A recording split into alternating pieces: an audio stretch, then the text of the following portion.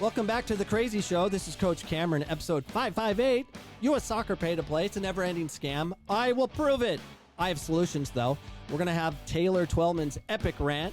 And for the ones who haven't heard it, it's epic. It did nothing. Fell on deaf ears. And we're going to have those conversations. And Taylor Twellman, I'm coming for you. I want you on my show. I want to talk about your epic rant. And where are we? We are in the same freaking place we're at every day. In the COVID lockdown. This is episode 558. Welcome.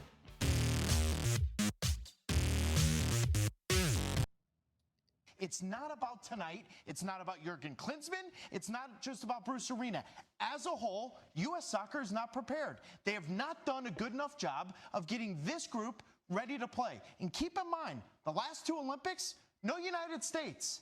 Those players that would be playing in the Olympics, 24 through 28, how many of them are in this roster? The players got to be good enough, too. So a lot of people on social media right now want to say it's Jurgen Klinsmann's fault, it's Bruce Arena's fault, it's Sunil Gulati's fault. By the way, as an ex-player, every single one of those players, they can take some nightmares Yep. for the rest of their lives, because this is an utter embarrassment with the amount of money that is in Major League Soccer and in this sport. You can't get a draw, a tie against Trinidad?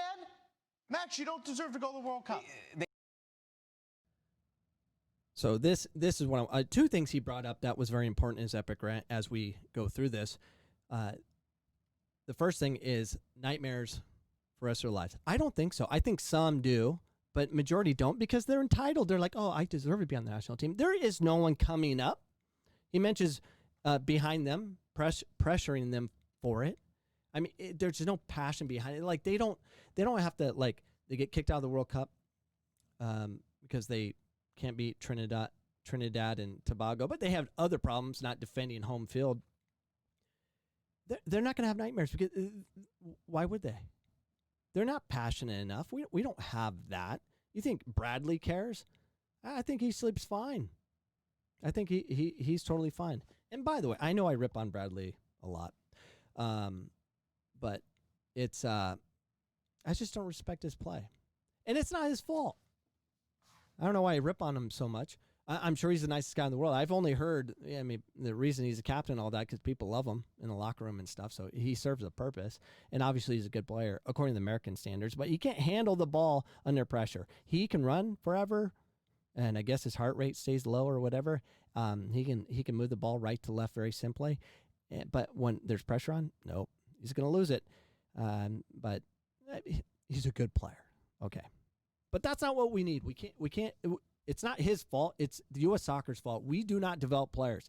So most countries that are competing, the ones that you have to beat to win the World Cup, France, Italy, Brazil, they have like 2 or 3 rosters of people they could put in.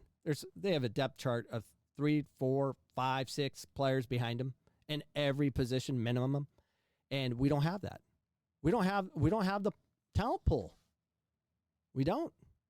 I mean, seriously, think about our national team on the men's side. If we lost 2 players, you imagine if we lost 2 starters, we'd be scrambling. That's a problem. That's a big problem. We can't compete at the world stage unless we have depth. But let's go on. They certainly did. And people always say about it's tough to get points here, but I see Mexico get points. Come on. We can stop using that excuse. Yes.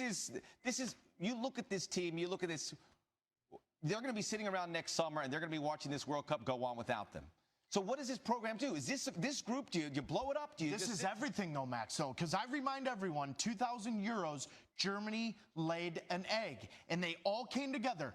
Bundesliga, second Bundesliga, DFB, the German Football Federation, all came together with a 10-year plan. Guess what happened in 10 years? They won that World Cup. If this failure does not wake up everyone from U.S. Soccer to Major League Soccer, from pay-to-play to broadcasters to everything, then we're all insane. Because the definition of insanity is doing the exact same thing, knowing the result. Love it. And if we... And that's where we're at. We're doing the exact same thing, knowing that we're going to get the same result. We're screwed. How are we not doing the same thing? We're doing exactly the same thing. We just changed the names. And I've said this from episode like 5. I've been saying this from the very beginning. I've seen it time and time again. It's the same teams. It's the same coaches. It's the same organizations. They just keep changing the name. Why? Because it sells. They put something new and they put a ribbon on it. Like, buy it. And they do, because the parents change. Their kids age out. Families move on. And new suckers come in. Well, I'm here to tell all the new suckers, listen to me first before you go join these clubs and they start to, we have a fitness coach specialist, and we have video breakdown, and we have cameras on the field with eagle cameras to film your child so the college coaches can see it if they're not there, and we go to showcase all this crap. It sounds amazing. I used to say that crap because I know it sells and it sounds exciting and stuff and whatever. It's a lie. I was part of the lie. At least I woke up and stopped doing that. It's so frustrating that we're doing the same thing. Nothing's changed. And this epic rant was what? 2 years ago? Whatever. Don't change it, and I mean we, everyone in U.S. Soccer, then what are we doing? What's the point? Because that should have never happened with the $1 billion plus that is going into Major League Soccer and youth development. That should have never happened, and it did, and every single person should look themselves in the mirror. And by the way, that's including myself. Yeah, I'm part of U.S. Soccer. We're all involved in this. I played for the program. It's embarrassing. We're all involved, and we're sick, and we look at what this team has been able to do, and a lot of times the criticism comes and they repel the criticism. The criticism, it's going to come in thick and fast. And I hear what you're saying now. The gloves are off at this point, and people got to be real. And well, you and I have talked about this off camera. Well, guess what? I see that little red light. It's on, and I'm going to bring it up right now. Okay. The gloves should have been off years ago. We should have been having real criticism. And the discussion after Brazil, Max, was can we beat the Colombias and the Belgiums and the Argentinas of the world? You kidding me? We can't beat Trinidad on a field that's too wet and too heavy? What are we doing? What are we doing? This is the discussion that's being had. It's remarkable to me when I go in this stupid thing right here at how ignorant people are when the rest of the world, Belgium played Bosnia on a cow. All right, I'm done. But that's the epic rant. And to Taylor's Twellman's, final thoughts. What are we doing? What are we doing? The same thing over again. And here's what's funny. There is no discussion in Chicago, by the way, where all the national team and U.S. Soccer headquarters is. There is no discussion on changing anything. You know why? It's because guys like this, and for the ones that are on YouTube, it's the national team coach. I don't even know. What is his name? Some weird name. Baby Blue. No, that was, I don't know. That's our national team coach. That's how much I think of him. I can't remember his name. He is right now on a whiteboard coming up with some crazy backline formation and connecting passes, studying film, how he can break it. I mean, he's coming up with the ultimate plan. And I've been there. I did the same thing. I'm 19 years into college coaching. I've done it all. Far as like going through my head, using my licensing protocols and the proper sessions and film breakdown, I've done it all. It doesn't work. It doesn't work. It makes you feel good at moments. Only if you could have just stuck to my system long enough, we would have done it. You should listen to your coach. It's not about these yahoos. You imagine they're in Chicago. That's where the national team staff has to be on the men's side. I don't know about the women's side. You want to be in Chicago right now? You know what would help? You know what will help U.S. Soccer? This is what would help. If all the riots go and burning down things, go burn down U.S. Soccer's headquarters. Just kidding, don't do that. But if it somehow disappeared and they had to start from scratch, maybe, just maybe, they can rethink things. They have to rethink things. We can't keep doing the same thing over and over again. That's what we're doing. That's what we're doing. It's just frustrating. Nothing has changed. DA is gone. Okay. Now, don't forget that MLS academies came into the DA and were throwing a fit from the very beginning. That is facts. That's factual information I'm giving you. MLS was complaining, the academies complaining about how they cannot drop from the top tier and they couldn't be relegated. That's how they roll. Teams would be, there was a team, and I keep telling the same freaking story, a Seattle team smashed the DA, or excuse me, MLS Academy. Smashed them like 8-2 and had a better record. But you can't relegate the MLS Academy teams. They can't go second flight. So his Seattle team stayed down low. It's ridiculous. That's what happened. So DA crumbles. We're like, yay. And I said right from the beginning, it don't matter. Another acronym will come up. And MLS. And everyone's saying it. It's crazy. I was at the fields at Fear Farm, a private location where we're allowed to be because of COVID. We were there, and I swear to you, 2 or 3 different parents were talking about the MLS Academy. They were invited or whatever, and they got all excited. I'm like, goofballs. And I'm like this, on the sideline, talking to people nonstop. I mean, my wife, when I get like this, my wife just like can't be near me. I'm always arguing with the sideline. My new role in life is it possible to educate the parents on the sideline and not completely offend them where they want to stick a stick in your eye? I mean, kind of thing. I argue with them all day. And I educate nonstop. I call the coaches out. I do all this stuff. It has to be about the game. Has to be about the game. Has to be about the players' development within the game. And we got to remove the parents, and we got to remove the coaches and educate them how to shut up. They need to. They ruin the game. There's no learning happening in the game except for their star forward and their goalkeeper that takes in shots. And that's about it. Everything in between, nothing. We have major problems, but I'm educating as many people as I can. Everyone's like, MLS, oh my gosh, MLS Academy, oh, they have a pathway. You know what your pathway is? Be freaking good. This is what's going to happen.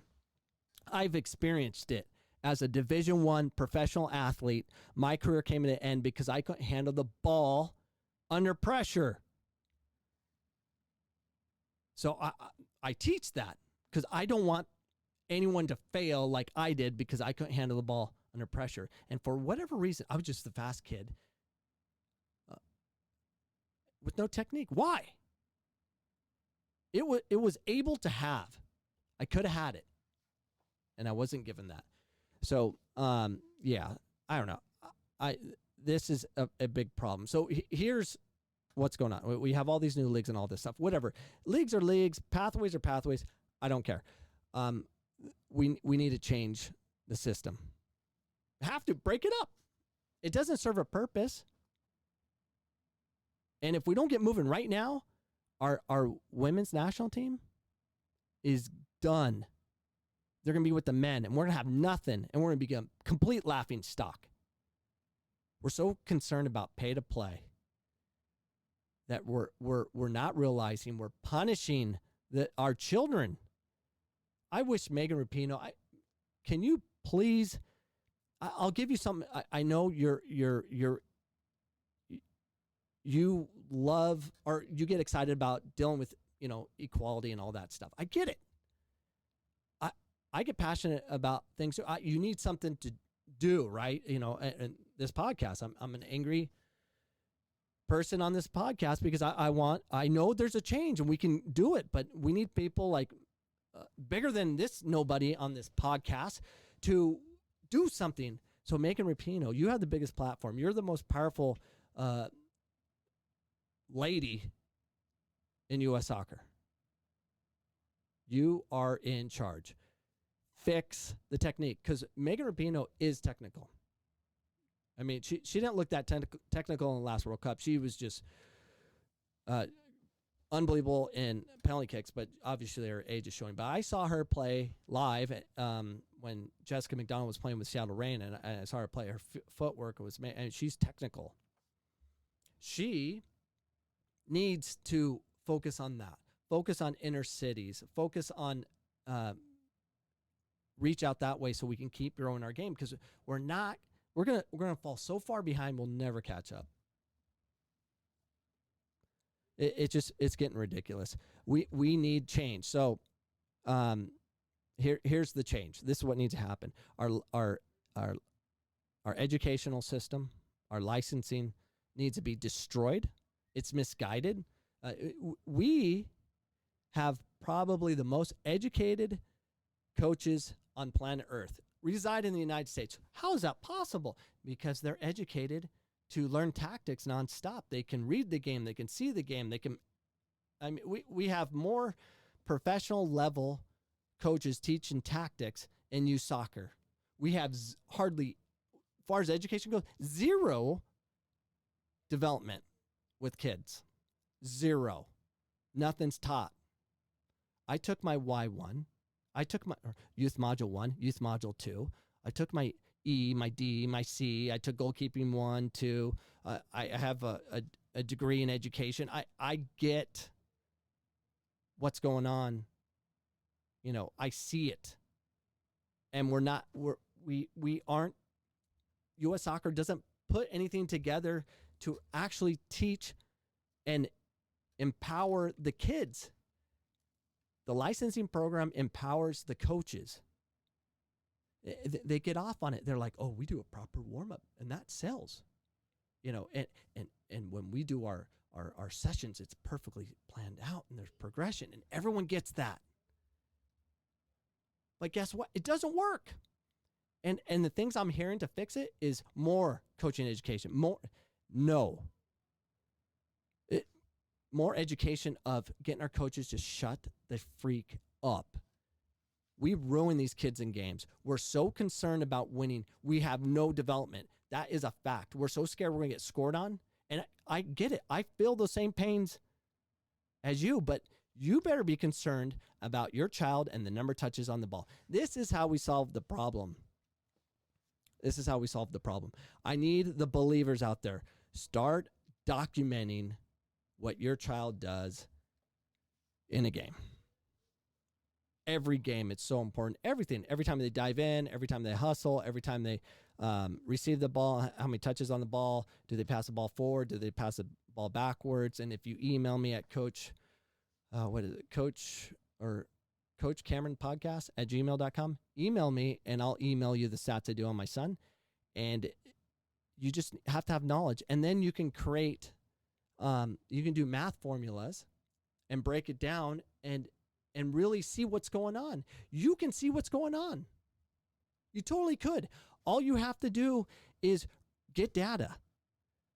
And then you'll notice we have too many kids that don't get opportunities in the ball in a game. And we have too many coaches and too many parents influencing from the sidelines. I was at practice yesterday and they did a scrimmage. And this one coach, oh my gosh, just screaming. He was in the middle of everything, just yelling at his kid, do this. I'm like, oh my gosh. And he gets away with it because it's all Hispanic players. And this is what's killing the Hispanic players in America. It's their own freaking people. Jeez. They yell at these kids nonstop. Like crazy. Let me tell you something. It does nothing. Because these kids are so technical. They're freaks. And what happens? These coaches yell, scream, go nuts on them, and then they start leaving because they get bought by the white clubs. And they leave. And they move into a foreign environment that they can't really showcase who they are because they don't play the same as the Latino teams. And these coaches think they're super coaches because they're like just nonstop. Blah, blah, blah, blah, blah. And I constantly keep hearing the same freaking thing over. And I want to stop hearing it. That's just how the people are. That's what they're. No, it's not. I talk to my sideline. It's all Hispanic. And they don't disagree with me. It's just a fight needs to be had. So back to the screening coach, he gets away with it because his kids are good. So, it must be the coach. See, it's about the coach. It doesn't matter that the fact that his kids are so technical, they can problem solve on their own. But over time of this verbal abuse of stupidity, they're going to weaken their brains to play the game. And it's not fun. Who wants to play in that environment? Jeez Louise. So it needs a change. So here's my thoughts on it as far as how we can make change. What needs to happen is the style of play needs to change. Our style of play in U.S. soccer is system. Whether you're playing a 4-3-3, 3-5-2, or whatever, and making sure everyone understands the numbers, that is what we do. The system should be very simple. Here's the system. Every time the player gets the ball, they take a touch based on their age. So every time they have possession, meaning the ball's around them, they have to look up, and then they have to make a decision. The decision should always, can you score? Can't score? Can you get someone that can score? If not, then you go back and around or whatever. That should go through their head nonstop. Some kids take longer. Some require 2-3 touches to identify a pass. But they have to be in that environment. They need to take a touch. They need to look up. And they need to play the ball according to decisions that they get to make, not from the flipping sideline over and over and over again, like learning anything you do at work, anything you do, like this podcast I'm doing. I do this 5 days a week, sometimes 7 days a week, talking about the same things over, and I have all these bells and whistles all over the place, and it's difficult to use, but over time, I'm actually gotten pretty good at it as far as YouTube.